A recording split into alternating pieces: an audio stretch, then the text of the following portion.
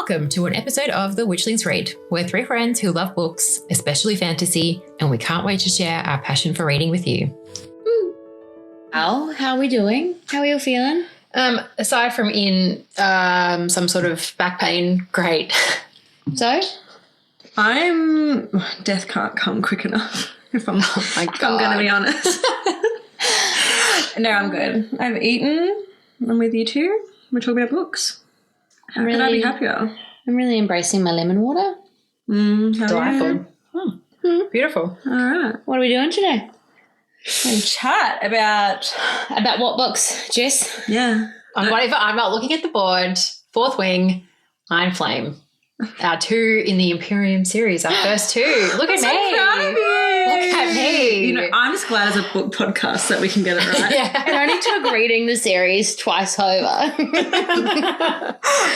going to have a chat.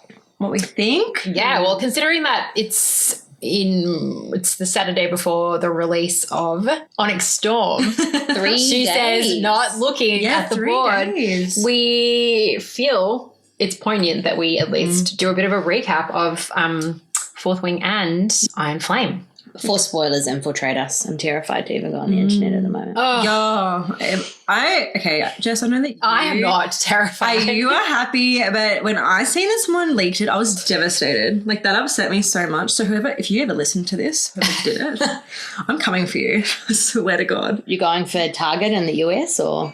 Yeah, no, I'm going for yes, I am actually, them as well. Who's the CEO? Let me tell you. No, the person who's posting it on TikTok. That is so bad, I think, to take a photo. This is so mean. It's mean to others. I wouldn't do that. That's a form of bullying, in my opinion. But there's people out there like you who look for that. Yeah, that's fine. But like, you can spoil it for me once everyone else has read it. Like, there are people like you guys that would hate that. I wouldn't want my ending something that I loved spoiled before everyone else had a chance. So I feel like that's nasty. You should wait until at least the 21st before you start sharing those things. The way that I would rage quit, like, I don't think I've ever really commented on a post before, but the way that I would be like, you. Bitch. I was going to say something. I was like, oh, can you swear on the internet these days? Well, we are. Okay. We might have to beep that one out. They swear in Fourth Wing. We can swear on our podcast. They love a swear. And do that. That's probably my favourite thing about what? I didn't pick up on this. No, The swearing. You've never noticed? They swear. I must just be commonplace in my vocabulary. It's that beautiful. It's just, Yeah, with quite ease. prevalent, and it's a lot of fuck you, fuck this. Really? Fuck off. Yeah, it's beautiful. No. It's beautiful. It is. It's tastefully done, as I said earlier. It is. I wonder if because I've been mixing in between reading the physical book and listening to the audiobook, if it bleeps it out. Because yesterday I was reading and listening and I started on the same page and I noticed that they changed the word, I think it was like bitch or something, to something else. And I was like, I don't know, actually. I'm going to pay attention and see. yeah. So maybe because I've been listening the last few days, I've missed some of this profanity. Oh. It's very, natural conversation, I feel. Like they are 20-something-year-old kids. You know what I mean? Yeah, in a high-pressure situation. Cracking the shits at each other and swearing. I like it. Okay, so who are we? We're Jess, Em, and Zoe. And what are we doing? We're talking about Fourth Wing and Iron Flame. Our ratings, thoughts. We're going to chat about theories. The moments that stuck with us. What are you excited for, Jess? You know what? She's excited for the rating. She's so excited to tell us how much she hates She's it. going to be I don't hate savage. it. Oh, you guys are so extra. I don't hate it. Okay, I would probably extra. pull this series. It's just a 1 out of 10, but I don't hate it, you know. I don't hate it. I would hope be that even it more ends. discerning with this series than I think some other people are. Well, Tell us how you really feel. Yeah. I love it. I do love it. Well- I don't love it as much as other series, but I do love it. I'll get into that when I start talking about my thoughts. Yeah. We kind of wanted to start off talking about our author who gave us this whole experience. Yeah. Rebecca Yaros. Yeah.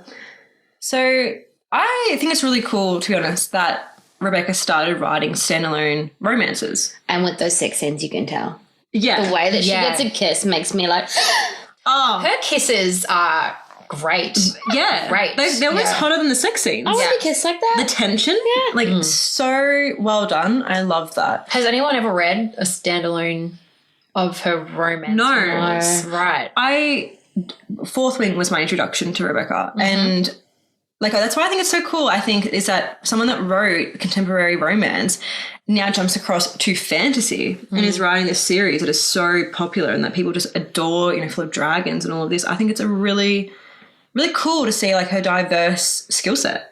But I think even more than it's cool for her, I think my favorite thing is people embracing, loving romance and fantasy. And I think she's really brought that to the forefront. Like I went to the shops the other day to order Onyx Flame and it was sold out in my 3 local bookshops. And I think that says so much for people being like embracing fantasy with pride and this kind of romance and love and sex, which for so long has been a bit kind of, secretive. Well, I feel like with this series, because you've got that military element to it, it's so much more relatable to people than fairies, which like we love. Not bashing fairies. Let's be kind here. No, I'm not saying that I have an issue with fairies, but I'm just saying like your average person is probably going to be like, oh, this has got more of a like Hunger Games vibe to it than a Lord of the Rings vibe. Okay, so insane to me because if I saw like fairy versus Hunger Games, I'm going for fairy. Well, can we just say fae? Because fae. Yeah, fae. A fairy. Fae. Can we just say a fairy is an adorable pink little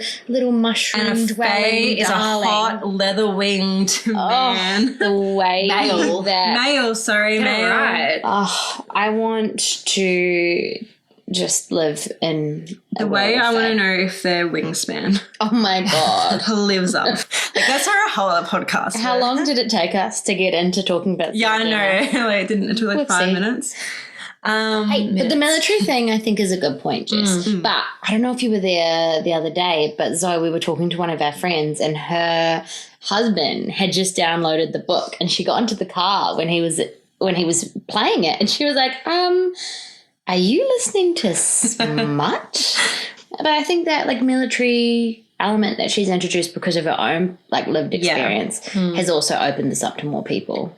I think a lot of people that don't read these books assume because there's a sex scene, then this must be smut. If there's a sex scene in the book, if there's a romance element, they're like, oh, you're reading smut. But there's so much more to it. The romance is just one element within so many. And I think that's why I fall in love with fantasy romance is because I get to read this like epic adventure and like, there's so much going on and friendships and then there's this beautiful romance. Okay.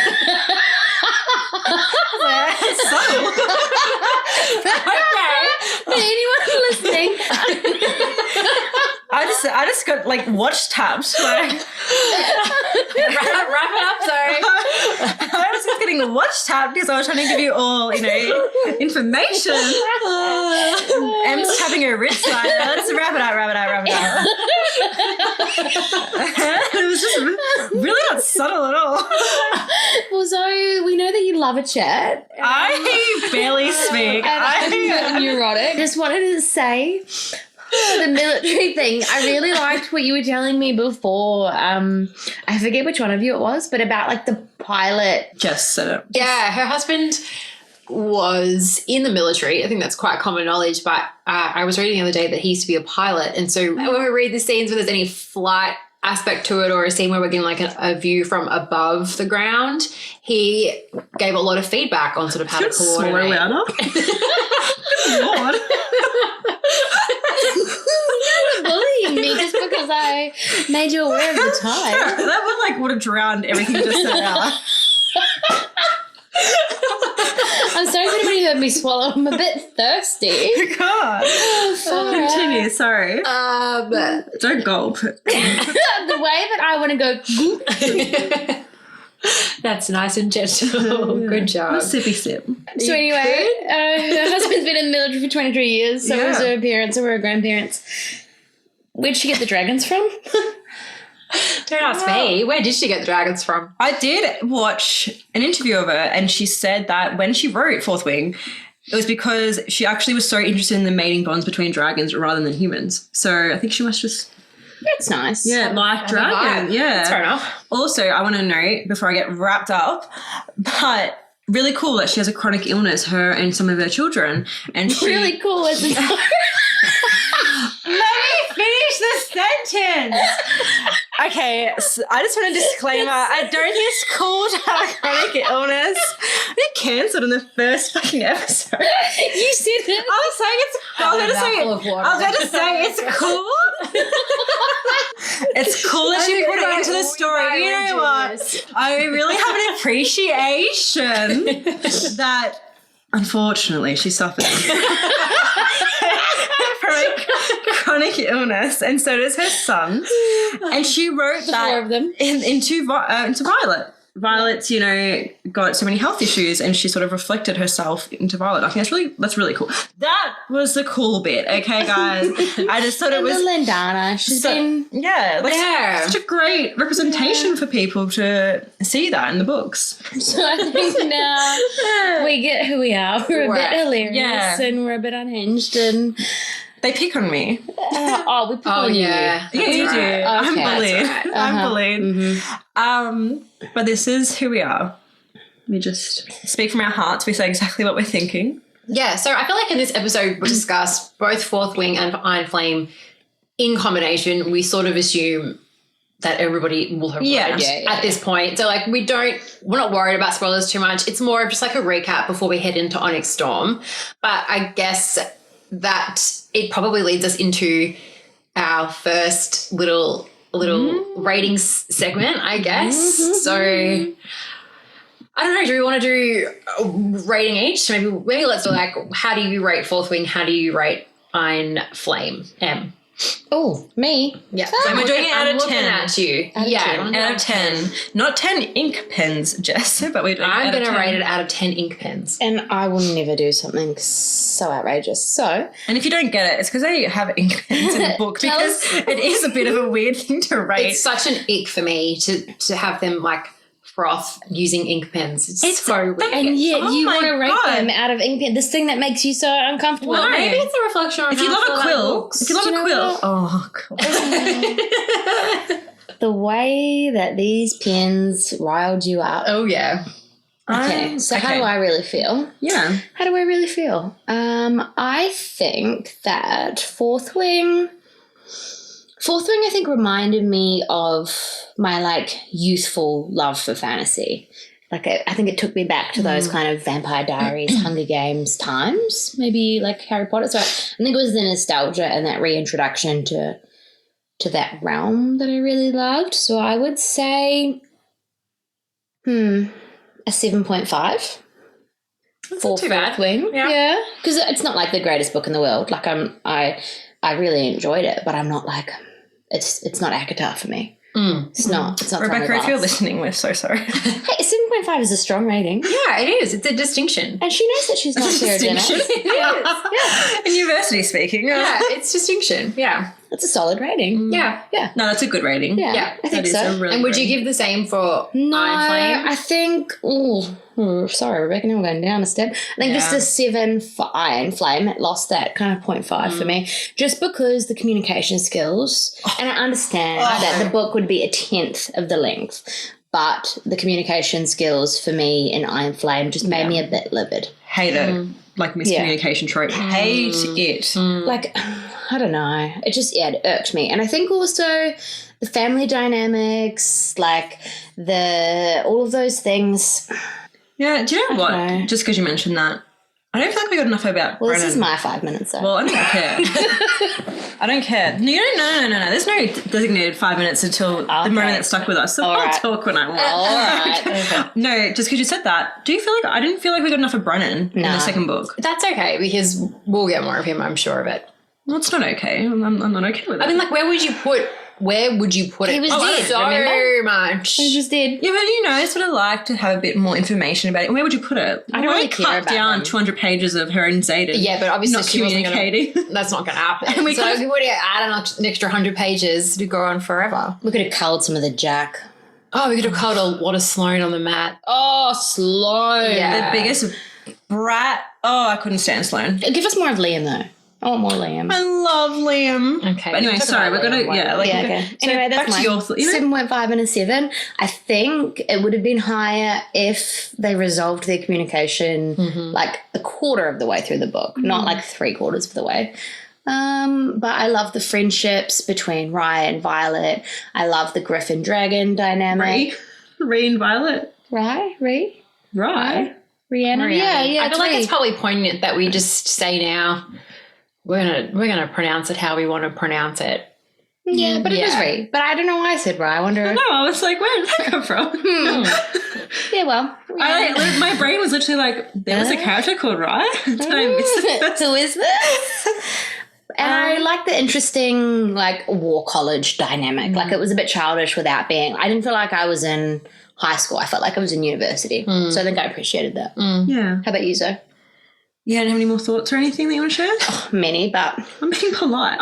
You just told me that I The talk way that you said that was so bitchy. I thought it was adorable. I was being nice. I was like, do you have anything else you want to say? Well, I didn't see your face, but... I didn't do that face. So do you have any thoughts you want to share with us, Zoe? I fucking oath. I always have a thought I want to share. No, so I probably had similar feelings to you with Fourth Wing. Like, it was very nostalgic for me. I think as well I hadn't read anything really good with dragons for a very long time. So I really enjoyed that. I'd been reading so much with Faye, which I adore. I loved, the dragons, the college, everything like that. I would probably give Fourth Wing an 8. I really, really liked Fourth Wing. I loved Fourth Wing, to be honest. That was like a really great introduction to the book. I loved watching Violet really develop into a person and, grow stronger throughout it. I loved her relationship with Xaden. That was really fun. And the friendships, I think the friendships are beautiful. I love, same. Love her friendship. So cute. Yeah, with Rhiannon. I do love that. And then Iron Flame, same. Sorry, but that drops down. It's like a 7 for me. Just because... I hated the miscommunication trope and it took so much of the book up. Yeah. I wouldn't have cared if maybe it was like a little bit less and we still had it in there. But it was just so fixated. I was so over it. I was like, just talk to each other. There's a fucking war going on. Like, shut up and get it together. Yeah. And then I just feel like we could have had so much more meaningful things in the story rather than reading that over and over. But in saying that, I loved the ending. It was such a fun, explosive ending and so many, good little Easter eggs that have been scattered in. So many Easter eggs. Yeah. And actually, I would say... Sorry, this is your little... It's my 5 minutes. tidbit. But I would also say with the world building, I think they did such a beautiful job of taking us into the archives and also bringing us some of the infantry, bringing in other areas of the college in a very seamless way. Yeah. I really loved that idea of oh my God, look at the architecture, look at the theatre. Yeah, actually, it's so funny you say that because Mira makes this comment about having ornamental grass. It's crazy how this place has ornamental grass. And I thought, where do these people live? Is everything purely just for... just to get a job done. There's no aesthetic. There's no beauty. Yeah. She did really do a good job of the world building. Yeah. Yeah, not at one point was I I can't picture that. It was always, it was so easy to imagine what she was taking you through. Same as what you said before, I didn't feel like I was in high school and we were really young and things like that. It felt like they were in college. I felt like they were older. it feels adult. It's a really fun series. That's probably what I think of both of them. My ratings, I loved them. I loved the series. I'm excited for the next book. But I'm just such a Xaden girly, so it probably bumps it up because of him. I love a shadow daddy. I can't lie. I'm so scared to ask Jess what she thinks, so I'm going to ask you a question before we move to Jess. I'm so excited. I can't wait to argue with you. I'm so scared to hear about it, to be honest. But what I just wonder, because I was saying before, for anyone, I'm sure, who maybe you haven't watched our opening episode yet, but I'm a historian, so the archives is my space. Yeah, you'd be a scribe. I really resonated with a lot of the people in that space. Who do you reckon was your? Who are you? You're not in Dana, that's for sure. But Why not? Little broken wing flailing about. Yeah. Probably Tarn. Gimpy I was legs. going to say your Tarn for sure. Probably Tarn. I love the scribes and so appreciate them because, you know, obviously I'm an author and I find that just so fascinating, but it's definitely your domain. I think if we were living in this world, that's what you would be. And I think I'd probably be a writer, to be honest. I think I would. I think Your jiu-jitsu skills? yeah, I'd be on that Right. mat. I'll tell you right now, like they would pray that I'm not a lightning wielder because my emotions would be like setting that shit off. But probably it's hard. Right. I'm very protective. I feel like I can be aggressive when I need to be, and wise. and Tarn is just so done. Let's be serious. He's just like, oh, like every time that Violet says something silly to him, and I feel like that's me. I'm just so done. It's Tarn's last life. That's it. And I hope it's mine. Yeah. His Okay. last life. All right. Because, yeah, I don't feel like I would relate. Like, Violet was...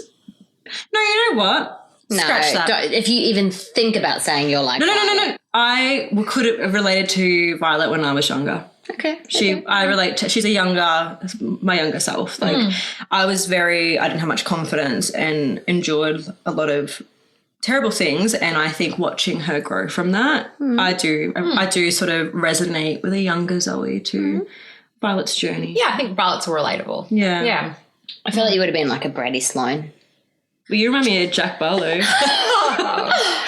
That was too far. Shots I think I'm Rhiannon. I'm like Rhiannon's a good problem solver. Yeah. You have a lot of those problem solving elements I like to you. her. Yeah. All right, just before we get your rating, who would you be? Who did you resonate most strongly with? I don't. Oh, maybe Segale because she's cranky. Are we together? We're together. We do say we're like twins. Yeah. Yeah. I think she's cranky a lot, and she's no nonsense, which I tend to be. But I wouldn't say I have like an affinity to any of the characters. Like I can appreciate and respect who they are, and I enjoy them, but I wouldn't say I like relate Yeah. deeply. That's on any totally level. fair. Yeah, which definitely leads into my ratings, I guess. Just on a side note, when I was thinking about who you were, I think you kind of remind me of Serena. Like you've got this regal, kind of calm but strong. Like you're a leader. You're a force. Yeah, you're a force. So You're a Segale. leader. You bring people together. I think that you remind me a lot of her really good, strong. I would be a Griffin Rider. Yeah. Yeah. Oh, yeah. Yeah. I think you'd be, actually. Oh, for anyone who's listening, she yeah. looks offended. I mean, no, I'm not offended. I sit here currently with a bad back. So, Because now I'm thinking about it and I'm like, I could see you at the other college, not at... Yeah. I don't see you with the violence of... no, I don't have it. I have thoughts on that Yeah. as well. So I think you would be a really She's beautiful not super Serena. cute, so she could be me. Yeah, I could... Excuse me? Oh, God. Oh. Listeners, she's gorgeous. She's been ridiculous. But I could see you at the other college. Yeah. Because I could see me and Em at Basgiath, but not you. Well, I can't be part of your group. You can What? come hang out if you really want to. But no, I'm joking. We would bring you there. But I could see Em would definitely be a scribe, but Em has that side, Fierce. yeah, that fierceness, that violence. Like I could trust you would be my Justinia. Like I know I could go to Em and she would hide I would that shit. bury a body for you. Yeah. Jess, would you bury a body for I us? would never bury a body for you. Yeah. So she can't be in our you're not quadrant. at our college. 100%. Yeah. Yeah. Yeah. And I think with my, like, I'm fierce enough that I probably would have a body to bury and Em would help me. Jess wants to bury this book, so tell us how you really feel. Yeah. Give us your rating. I will always preface all of my ratings with the context within which I read it. So I read Fourth Wing just after finishing Blood and Ash, the most recent Blood and Ash, and like loved that book series.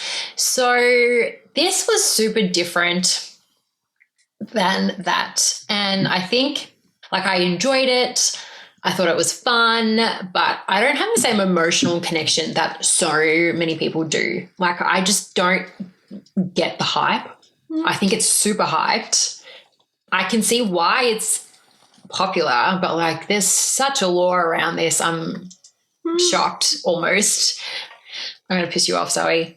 Liam's death is sad, and I think Liam's a great character, but I don't reel over it. I cried. Like, I whimpered like a little infant. No, like I think about Sam Corlin's death, and I think like I can never reread Assassin's Blade. Like that hurt me. But like Liam was like lovely, and I liked his character, but I just don't have the attachment to it that other people do. Oh my God. Okay. I cried the moment where he says it's been my honor. Oh my God.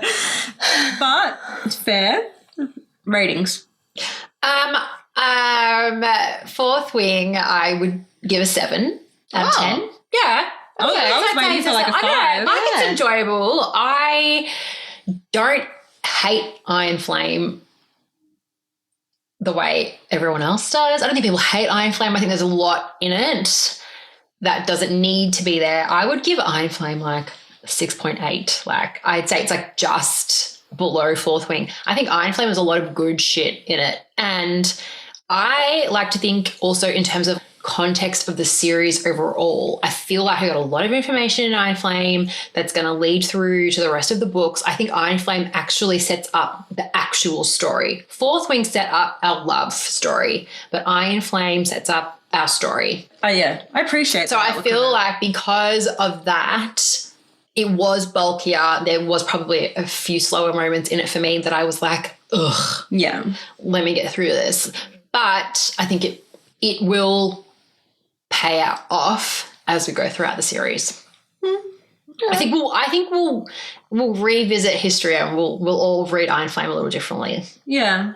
I think that's an interesting outlook on it. I appreciate that. So like my ratings are like at the same, like I can appreciate it for what it is, but like my attachment is not an emotional one. Yeah. Mm-hmm. Yeah. Mm-hmm. Like if someone's going to die in Onyx Storm, I'd be like, oh, that's sad.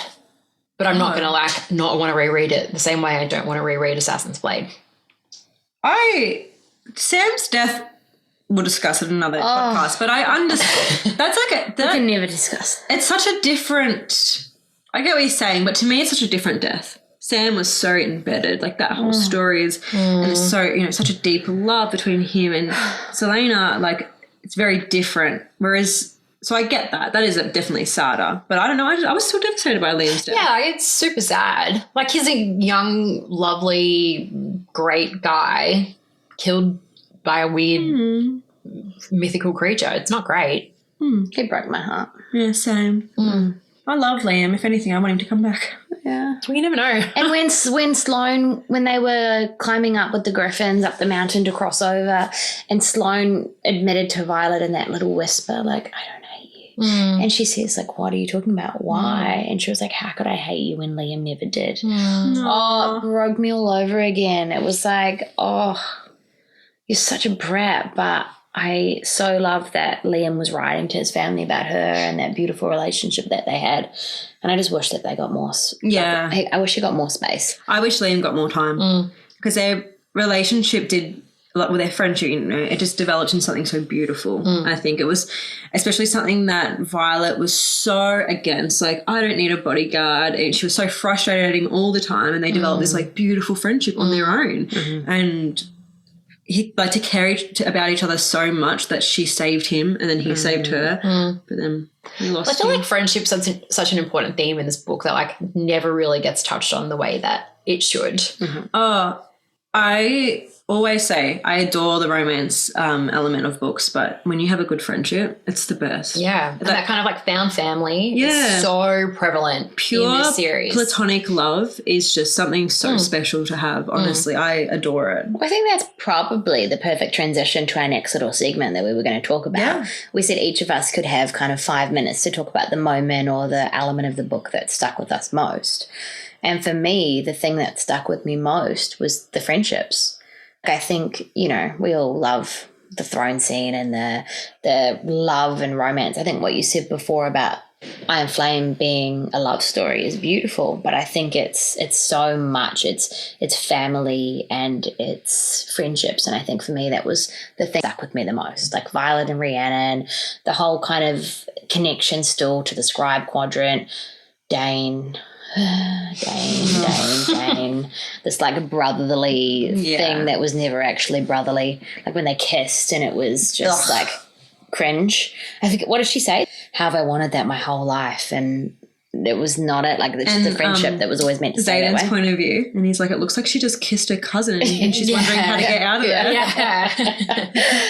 But I think that's probably what I found the most beautiful, is reading about these friendships that were so true and so genuine, that even, like, particularly with Violet and Rhiannon, that, like, trust and support and that shared vulnerability, but without the expectation of full disclosure that we saw from Violet and Xaden. Like, it was like this trust had to be earned thing between them, whereas for Rhiannon and Violet, I think it was deeper than that for them. It was like, trust is given until it's lost, and you can keep your secrets, and I can still love you, and I can still trust you, and I'll be here for you when you're ready. And she gave her that space. And I thought there was this scene at the end of, I think it was the end of Fourth Wing, where she says, like, I would so much rather you scream at me than give me your silence or something. Flame, I can't remember, but it was just so... When she's hiding the secrets and I feel like Rhiannon is the ultimate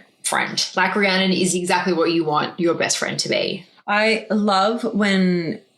how she can just pick up when Violet's not okay. Yeah. Even when Violet's lying to her, she's like, I know you're not going to tell me, but I know that you're not. Yeah. Like, it's I think it's so beautiful in friendships when you have that, you know, connection that you can sense when something's not right with them. You know, when you're feeling so bad on a day that you don't want to talk about it, but your friend picks up on it, even if you still don't talk about it, it's so warming to know that the person that loves you cares enough about you to still, like, pick up on that. Yeah. And you just think, all right, well, I am loved. Like, that's so special, I think. Yeah. And I think for Violet too, like, she says when she finally reveals everything that's going on with her group, and she, like, notices within herself that while Xaden is the type of person that protects people by, like, freezing them out, that is not her. So I feel like Violet learns so much about who she is through her friendships. Like, she really values that sense of connection with everybody. Does she? She doesn't really show it. She so actively, like, she says that. She says, I need this communication, but she actively shuts everyone out. Yeah, but then I'm talking about when she finally shares what happens with everybody. Yeah. She makes this comment about how that's how Xaden approached it, and I followed his lead for so long, and it made me miserable, and now I'm doing it how I want to do it. Yeah. I trust these people. It's my decision. Like, I feel like that also is a great moment of ownership for Violet. I think it's also, we need to keep in mind how she was brought up. She does not have a warm, loving mother that confides in her. She has a brother who lied about dying for 6 years. Yeah, and then her sister, you know, her sister takes after their mum. She hasn't, even though Mira herself, like, I love the scenes when she gives her a big hug and she does love her, she hasn't been given those skills of showing your love so easily. So I think that also it's likely hard for Violet to express that same love to the people around her because she's never seen it. She doesn't know. Yeah. But I think the people in her wing became her family. The people that she never had, that she, you know, they supported her in her hardest times. They helped her get up the gauntlet. They cheered for her when she was going through these things. And I think for her family, so often it had been competition and kind of sidelining because they are all such strong individuals. And she says this all the time, like, here I am, the kind of outsider in a room full of these giant personalities. And I think she could just be herself within those friendships, and there wasn't this expectation of more. And beyond that, she was the big person. Her name, you know, everyone knows who she is before she walks into a room. When she's with her mum or her sister or her brother, she becomes sidelined. And I think that is another reason, I think, why those friendships were so meaningful to her. Like, she chose those bonds and they supported her in her hardest times for who she was, not because of, you know, those relationships. And that comes back to what you said, the found family within a book is just, it's such a special part of it. I do love that. Also, if I'm sitting beside you while we're watching everyone die, like, I don't know if I could build those relationships. Like, if you know that you're in a college where, like, the whole purpose is to kill people, like, you have to really open yourself up to some vulnerability. Such a crazy dynamic. I would not, it's so bizarre. I think about it all the time when I reread the books, like, how would I be able to cope in this type of environment? And I wouldn't. But then at the same time, like, you're forced to rely so heavily on the other people around you that you're forced into that space. I couldn't help it. I'm such an otter. You know how they just hold hands all the time? I could not. I get so attached to the people that I care about. It would be so hard for me not to. But I think they're trauma Develop bonded. that. Like they 100%. they're bonded through that trauma. And I think also they don't get given the space to reflect and get that emotional support. There are no therapists in Basgiath. No. None. No, there's not. There's not one healer that's got a psych degree. No. And you never know if you're going to live to the next day. So, like, you're not, they have that party mentality, like live every day. For literally fight or flight. Yeah. And they're sleeping with every man and their dog. Like, they are just. Good for them. Yeah. Oh, yeah. Props. Like, live your life. Tell you what, if I was in the writers quadrant, hey, what else are you going to do? But I think they're not thinking about, like, that long-term future. Yeah. Like, how many relationships do we see? Like, 2. Yeah. Also, though, I have an appreciation for their friendships because the college does teach them that you could die tomorrow, so don't bother making connections. And, you know, the college also says, like, the people around you are but then like, you have to rely. Yeah, but then you have just to rely on each other. read their death off like a roll each morning like it's nothing. So I do appreciate that despite how the trauma that they're enduring, that they do find that family within each other. I think that's a really nice thing. Side note, actually, I could not be a writer because if people burned my books when I died, the way that I would haunt you. I wouldn't let them do it. You would be my scribe that I hung out with, and I would be the writer, and I would hide your stuff. Thank you so much. Well, I think this friendship and this distinction between what they are and are not is probably a good time, Jess, for you to talk about what kind of stuck with you.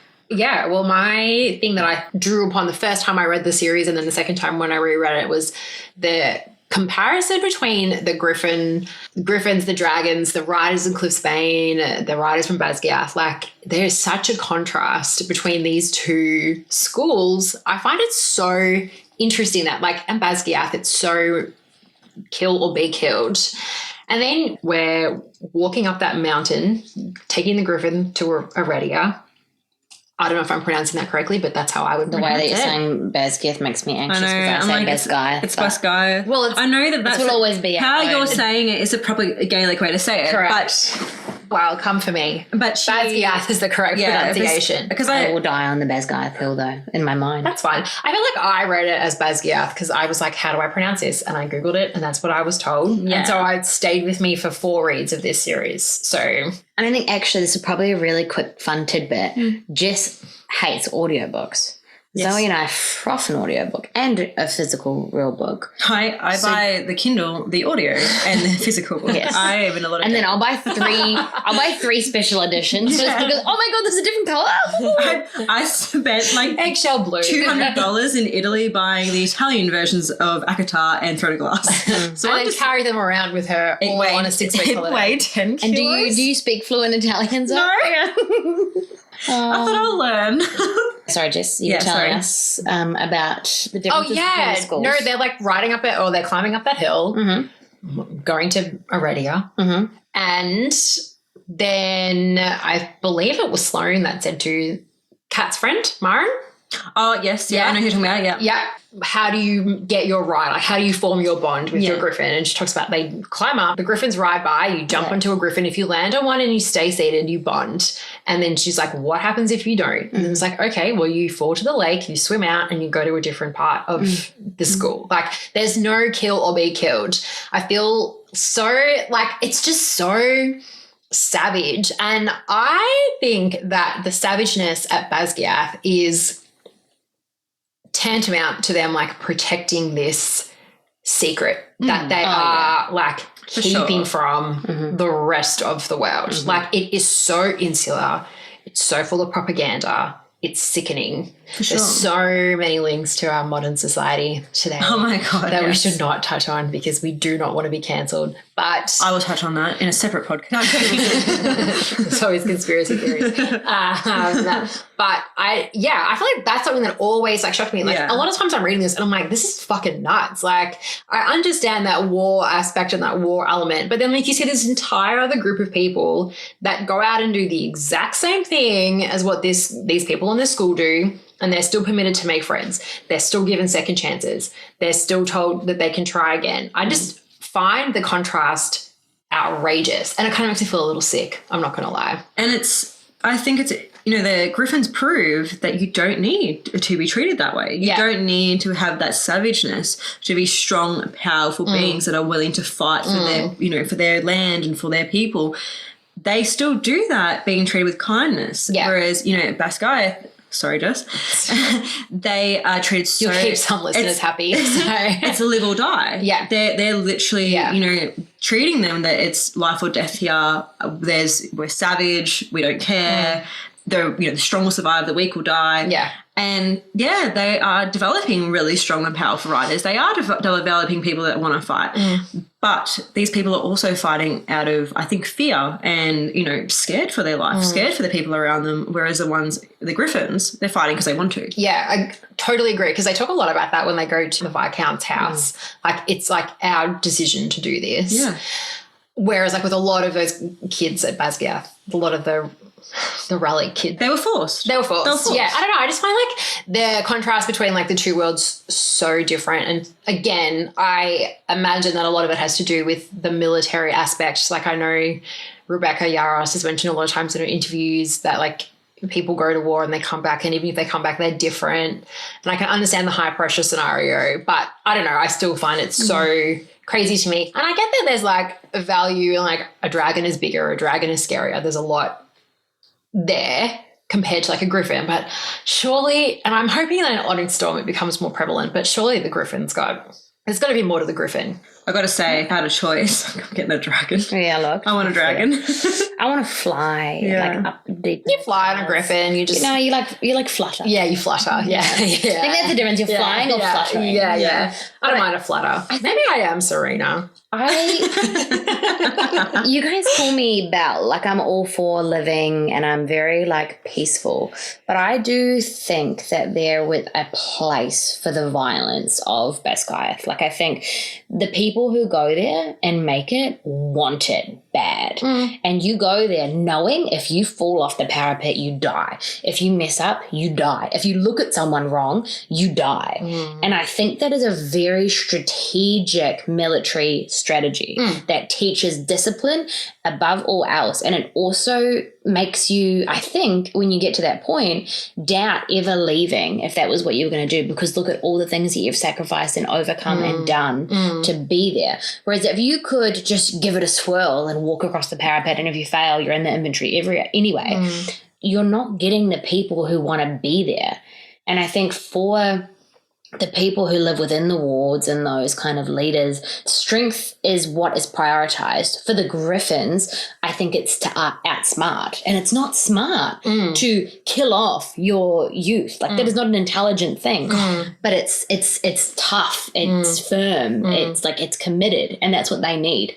They need people who will ride and die, not people who will choose, to give it a try. And then if it doesn't work out, they'll do something else. I don't think it's right, but I think it's intentional. I think it depends on the individual. It's definitely intentional. I think it's, because I was going to say before, I'm kind of in two minds because, like you said, I think if you survive Basgiath, then you want to be there. You're fighting. And then the relic kids, they're fighting to get out of there. Like these people they're going to put it all in because they want it so badly. So you're going to get some savage riders, like people that you need when you go to war. But then some people, they develop better by being nourished, can't even speak, nurtured. Nourished. The Griffins, some of them, because they've got that support and that love and that care, and they know if they mess up, they can go again, they'll fight harder because they respect the people that they're fighting for and all that. you look at the culture and the love and the appreciation for things like art and singing and architecture and a lot of those languages and things that bring people together in a social forum, that is what reflects the Griffins. They are there for each other. They have ornamental grass. Yeah, they have ornamental grass. Yeah. Whereas for the dragons and their riders, it's the individual first and foremost. You know, it's you and your wing and a very small group of people. They don't even think to ask much about the people outside of the borders or what's happening. Like it's not a collective thought process that's nurtured. Yeah, again, like you could draw so many comparisons between this and Real life. Real life borders. Yeah. Well, we're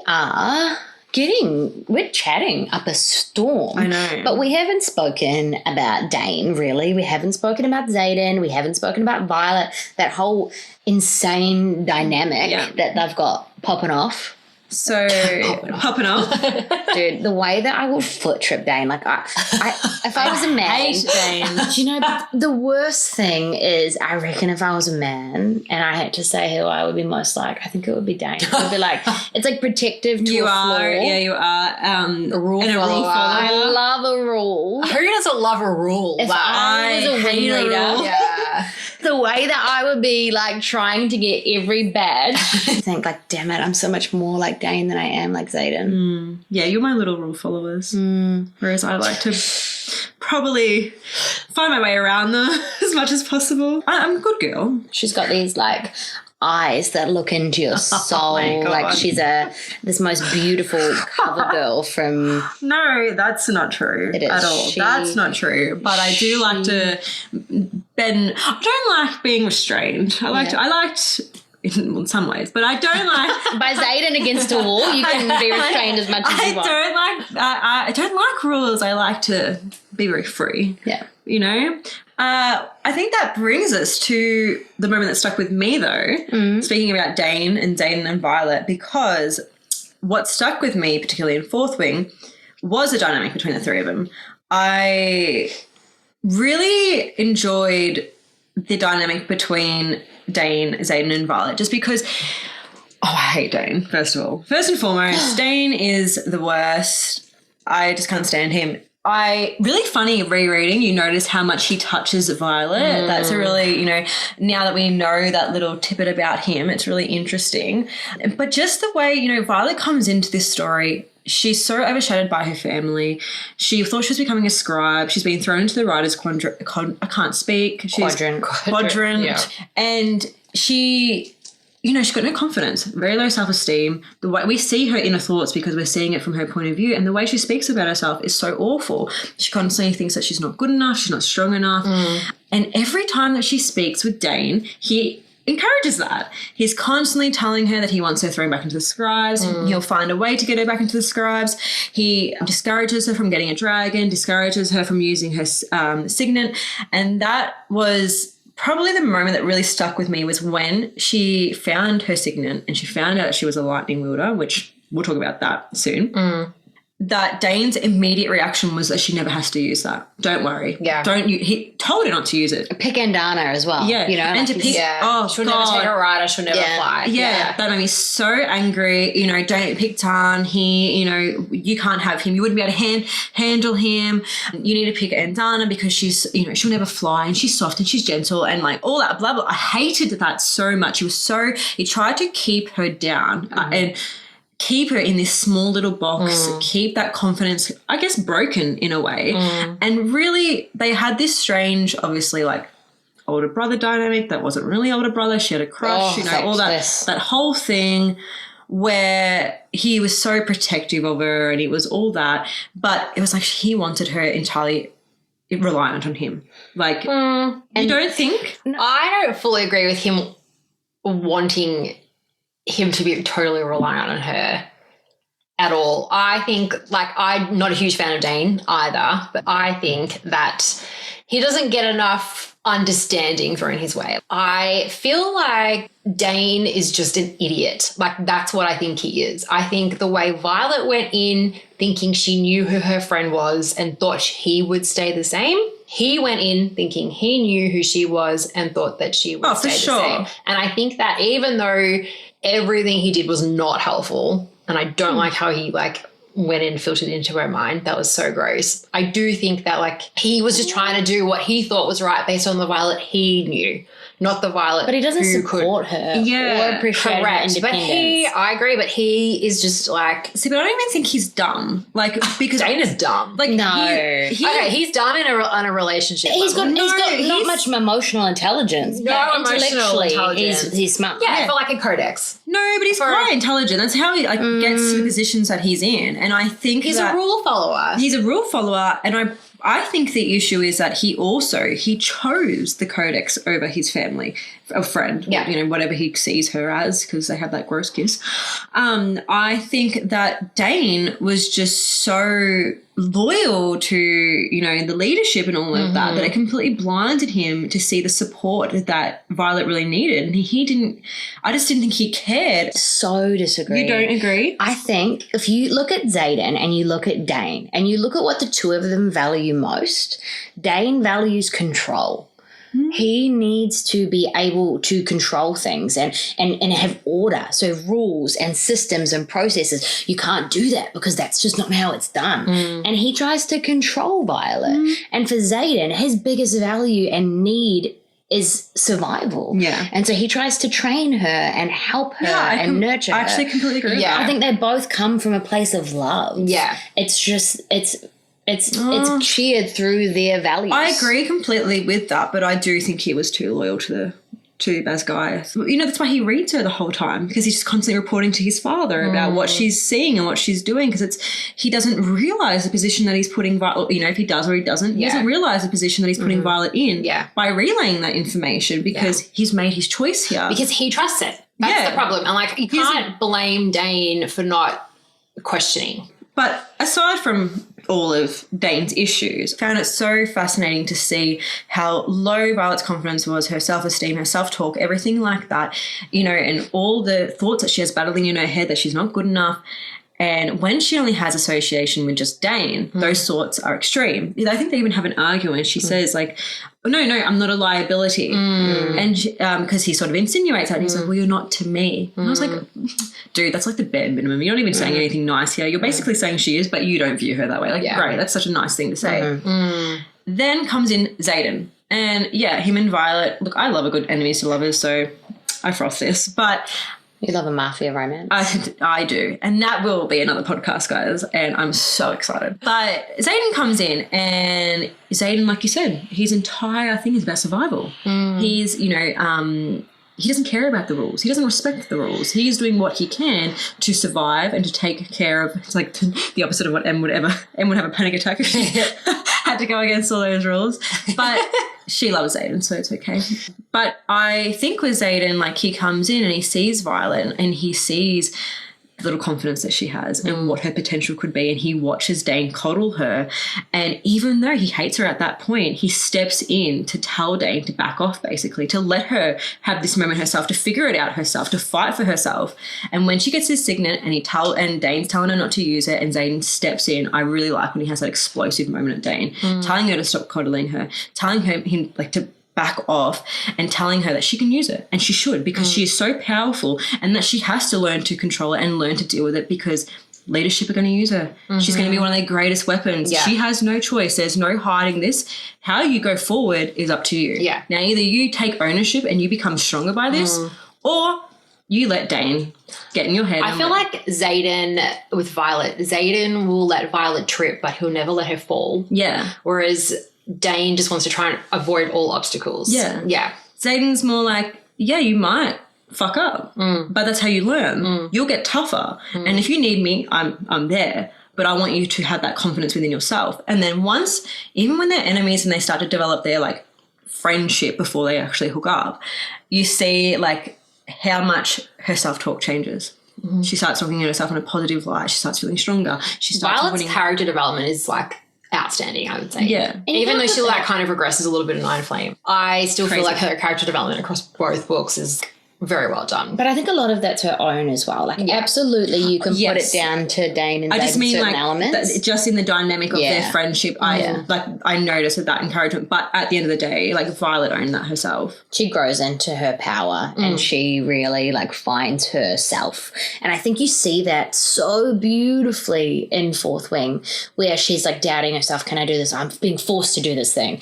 And then she's like, oh, but can I do it? And then she's like, I can. And I think that is so beautiful. And it talks to what you said. Like, Dain's whispering on one side, no, but you can still get out. You can still get out. And Xaden's like, come on, like, go do this thing. Yeah. And she's got that tension. But I think she within herself, like, finds that. And I think that's so beautiful. And I think it's a reason as well why she falls for Xaden. Because she finally has this person in her corner being like, you don't have to be what they all expect you to be.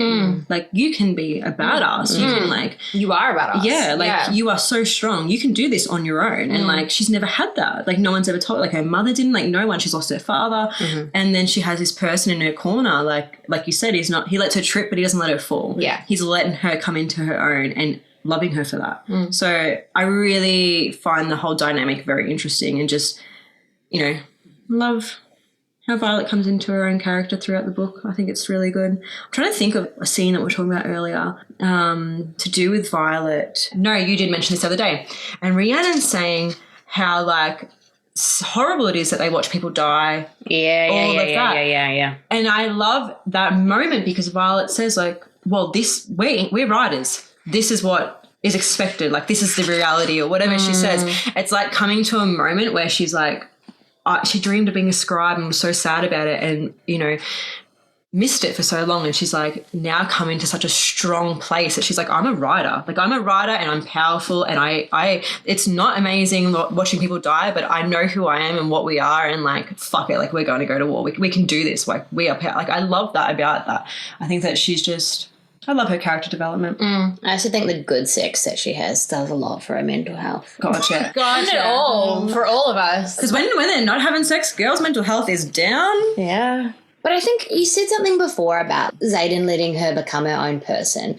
I do think he's extremely protective, but while he's protective, he's empowering. And I think it could almost be a little problematic. Like, the way that they keep things from each other, their communication, like their lack of emotional intelligence irks me so much. That game of you have to ask the questions to get the answers. It better improve next time. My biggest fear is that in Onyx Storm, we're just going to have a whole other I'm not dealing with that. Violet and Xaden, like, not communicating. Okay. Like, you guys know that I get so frustrated with Violet in book 2. Like, I really do. But I totally agree with what you're saying too, like that stupid little game of like, you have to ask the questions and then I'll answer. Like, that's ridiculous. Yeah. They're both sides are bad. I think I just get frustrated because we're reading from Violet's point of view and her brain is just constantly, I can't trust Xaden. I'm like, girl, get it together. Like, it drives me insane. I don't know, there's bigger issues. Oh my God, we would all totally do that if we were in this situation. Wouldn't we? I would. No, I'm perfect. If I was anywhere near Kat and she could heighten my emotion, dude, the way that I'd be straight to that jail. Yeah. That's when you would need help bearing that moment is the moment that I would have fought Xaden. I would have been like, you asshole, you made me meet your ex. You didn't even tell me it was your ex. Yeah. Like, the only reason that she put it together was because Bodhi... Do you reckon that was an accident, though? I reckon Bodhi is like... He's a bit of like a troublemaker. And I think he was trying to give her something. Like, I think they all... Because they all knew everything and she knew nothing. Liam, Imogen. I wonder if that was an accident or if it was like a little peace offering. Either way, I was just like, dude, you did not tell her and then you let her meet her and didn't tell her. Yeah, that's You could have told her mind to mind. Like, No. I'm so sorry. That was my ex. Like, in the moment, so at least she knows who she's looking at. Yes. Violet has the right to feel traumatized and angry about so many things. Yeah. And it's too late. Yeah. Like, there is... It's all too late. Like, it's life or... Like, so many moments where I'm like... It's life or death, and they just care about their stupid, like, little petty issues. I'm like, God. We're really having a good, strong chat. But I think we spent most of the time unpacking the emotional, character-driven drama. I don't think we've said the word venom once in the last 60 minutes. Yeah. But I think we know Onyx Storm's coming out in 3 days, and it's not just going to be about the relationships anymore. yeah. It's war, it's survival, it's the fate of the world and all of our characters that we've come to love, minus Liam. So, with all these unanswered questions and we're going in pretty blind, do we have any big theories we want to touch on? I'm not a theory person. I'm a spoiler person, but well, yeah, there's nothing to spoil because you can't read it. So correct. So, theory. I don't have theories. Like you guys have brought me great theories because I'm not on the socials, so I don't know. I just would hope that in this book I feel like we got a lot of breadcrumbs at Iron Flame. I would hope in Onyx Storm we're able to get maybe like a slice of bread. Maybe not the whole loaf. Give me something more. Give me some answers, this book. Yeah, I think the two top theories that I would like to chat about really, and I think, listeners would appreciate it, the Venom and Violet's Signet. It's the two questions really on everyone's mind is, first of all, what are Venom? And what's going to happen to him? Who are they? What is going to happen to him? Like how is he going to be cured? If he's going to be cured. I don't think he'll be cured. Like what is going to happen? The theory I think that's going to come into power. Power is my theory. I think the theory, oh my. The theory I think that's going to hopefully come into play is that Violet's signet is going to be not lightning, it is power. So what is her signet? Her signet is the ability to control the skies. The skies, but not just the skies. I think power. Other people's. Yeah, right? I think she can control power in many different ways. And I also think that she will act like this kind of wardstone where she strengthens everyone else's power. And I think we've already seen that. Rhiannon can pull the things through the walls when they're with her and all of these other things. But I reckon she's not just going to be able to generate this pure power beyond lightning because we hear that's what she's most comfortable with, but power more generally, and potentially that might look like any signet. I think that is her. So I think that that's her first signet. I think that she's not a lightning wielder. Her first signet is pure power. That's what I think it is, because we see in the book when she's training with the professor and he says it displays in lightning because it's what you're most comfortable with. So I think pure power is her first signet, and then I think she may be able to do what you just said about drawing the power from others or enhancing other people's power. And I think that might be within the pure power signet, but I think she'll have a separate signet, which is the second one. I'm not sure. What makes me, Rebecca Yara said that it's going to be very underwhelming. So for me, a truth sayer is underwhelming. I'm sorry, but it is. So I wouldn't be surprised if she is a truth sayer. Her need for knowledge constantly. She always wants to know everything. It calms her. It grounds her. That it wouldn't be surprising that it really fits her. I feel like she's got literally no idea what she's capable of doing, which is pretty obvious. Like when she's training with Car, and I think it's Felix that she's training with at Aurelia, she talks about how she never was taught how to channel her power the correct way. All Car wanted her to do was just like show off and just like throw like bolts of lightning and just like make a big display. Whereas he says to her like channel into the glass balls or whatever it was, channel into that and like control it. I want to see you controlling it. I think she's literally got no clue what she's capable of. Oh God, yeah. And so hopefully this book she figures it the fuck out. Yeah. I don't think she could be a truth sayer because I don't think she's ever really looked for truth. I think she's absorbed and learned, but she's never really sought truth or honesty. She's never really asked her mum what it is that she does. She didn't ask a lot of questions about Dain's death. She just accepted it. I don't think she seeks truth. Dain's death? Brennan's death. Sorry. Oh, Brennan's death. I reckon more... She never asked Xaden questions about himself. No. Yeah. I don't think she really seeks truth. Like she doesn't actively try and find out things from Xaden. They see each other week after week because they say that it's a reflection of who you are. And I think a reflection for her is more about needing to be seen, needing to be needed, and kind of protecting those around her. She doesn't do well with loss. Yeah. So I think something more aligned with the wards. Yeah. When if she is capable of giving her power to strengthen others, that makes a lot of sense. Yeah. Because she's a very sacrificial lamb kind of little gal, like she would give up her life in a second to protect others. Yeah. Even when she was being tortured, everything is okay as long as they're not here. Yeah. She's very sacrificial. So I think it will be something more to do with giving rather than learning or truth, I think, because It'll be very interesting, I think. It's going to be very interesting how they even just, for her first signet, I'm very interested to see how she discovers that she's got develops. pure power. Yeah. If But that's what it is. I was still thinking about Violet, but moving to the Venom, I have a theory around Violet and the Venom. And I think, okay, so it's probably this is going to be a bit clunky, but I'm going to try and explain it the best possible. I just think that when when she was pregnant with Violet and she had that fever that they said was, you know, like, because I think she was dying or whatever, you know, she was very sick, and that there were some issues with Violet. I think to save her that she has turned to Venom, because Lilith obviously knew about the Venom. She knew all that they were capable of, and I think she used them to save herself and Violet. And then I think her father did some research about the Feathertails, and I think he discovered that Feathertail, something to do with the Feathertails, if it's their blood or whatever it is, can cure the Venom. And I think that they then use that to cure Lilith with Violet, and I think now Violet has absorbed the Venom, whatever it might be, whatever they used it, and then some of the Feathertail. And I think that's why her hair is always silver at the ends, because I think the Venom in her is draining like that from her, like that power from her constantly. That's why her bones are very weak and everything like that.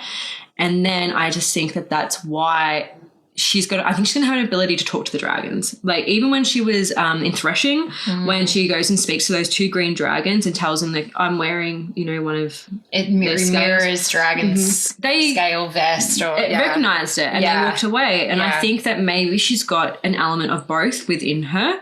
And I think that the Feathertails and Dana is going to be a big part of the Venom cure. Some sort of prophecy going on. Yeah. Yeah. I just feel like I've been peddling this a lot to these two, much to their dismay, I dare say. But like, I'm convinced that there's someone on the inside of Basgiath. Yeah, that's for sure. Venom, like obviously. Yeah. So Definitely. I don't know. There's got to be some Venom. Sawyer's a work bit there. sus. I don't know. I feel like people are coming for Sawyer, and I just feel Sawyer to me is the embodiment of somebody who gets knocked down and gets back up again. If Sawyer ends up Sing being... it. That's what I was doing. It's like, you can never keep him down. Yeah. He's lost a leg and he's going to get back up again. I think We hope. if he was Venom, I actually think it'd be a really cool storyline. Why? But why? Why poor Sawyer? Why? Don't you Or think it's hard Imogen's enough? girlfriend, Quinn. Yeah. Because like that, I feel like it can't be one of our like go-to people. Well, we've already got Xaden. There has to be someone else within the group, but they can't.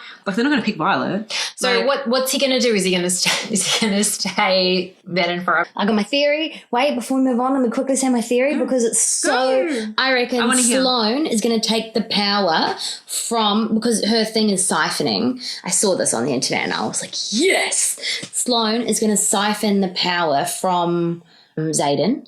And he won't be Venom anymore because they say that you can't heal Venom because it's not an injury. So it can't be mended. Can't it mend be the soul. healed. Yeah. But it's power, and that's what it's this power that's absorbed from the earth. And so I think what will happen, and it'll be really wholesome, I think, she'll be able to siphon the power from this Venom who's like 400 years old or however old he is, and then they'll return it to the earth, and they'll return it to the earth in their new home, and it will create this really powerful kind of breeding ground and place in the world, so they don't need to go and rely on this king. The college can still run, and they'll have this beautiful, powerful. So you're saying home. she's going to recycle the Venom power? Yeah. Put it back into the earth. I think they'll get to their home and everything will be in that house. Sloane is like but the thing is, with They've got to do something with her. She's so bad. yeah, she's got to be something. my Yeah, only yeah. thing with that is this: we're going to need.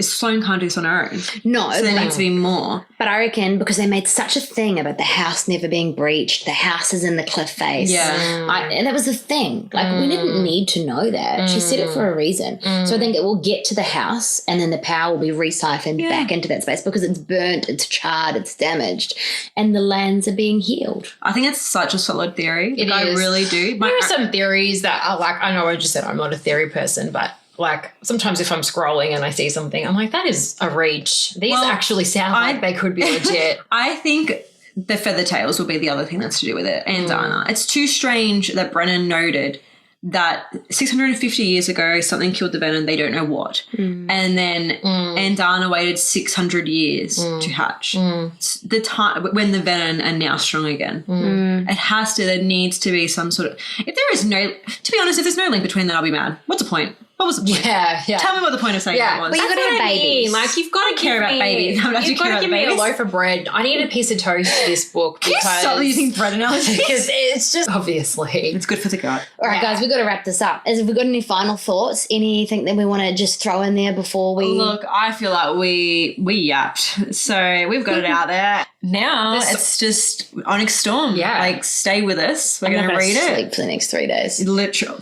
the day that I'm getting it delivered to my Kindle at midnight, pre-ordering a copy. Me and Emma and Sane. I pre-ordered it. I'm actually Yes, kind of yeah. looking forward to having a break from I'm committed to reading every book on this list because I want you reading Mafia Romance so bad that I'm willing to do anything that it takes. Well, before we wrap up then, do we want to say, obviously, we know Onyx Storm is next. Book comes out in 3 days. We'll try and get our episode out as soon as we can because, you know. Yeah, stay with us to unpack that. But moving forward as well, maybe we'll give them a bit of a quick glimpse into what we're going to do from here. We did this really fun little thing because I don't know if you've picked it up over the last 1 hour and 20 minutes, but we're our own unique little souls with our own kind of loves and preferences. And sometimes that means we like different things. And Zoe likes mafia romances. And that makes Jess and I want to jump off a bridge. I love it so much. But what we did is we each picked 10 books and then we put them into a list and we did a random number generator and we picked our books for the year. And just saying, I only got one of them. One of my books. No, we two in the end. We got rid of another one. I subbed one of mine. So I just want to say, if you don't like any of these books, don't come at me. Come for them. But we have picked our next few. Yep. So the next one after Onyx Storm is going to be When the Moon Hatched, which is Jess's fave. And why is it your fave, Jess? It's quite obvious, is it not? Khan. No, it's a beautiful story. I'm also just Sarah A. Parker obsessed, frankly. Yeah. I'm not really obsessed with anyone but Sarah A. Parker. It is an epic story. Yeah. It's beautiful. And then what's the next book coming up that you picked, Zoe? So I think the next one that I picked was Quicksilver because I love a fantasy romance. What Zoe likes is a little bit more of that kind of spicy romance. I do. I love a romance. And I think Jess likes a little bit more of that kind of witchy, like there's an undercurrent. It's very gothic romance. Yeah. And I think for me, it's very fairy tale and a little bit more kind of literary fiction. Yeah. So I love a fairy tale retelling. A good classic. I need a romance. I need a dirty romance or an epic fantasy. You You need need to give me one or the other. I need to be drawn in, okay? But that's who we are. Come back next week. We'll unpack Onyx Storm. an indelible little bunch that we are. Yeah, we are an indelible little bunch.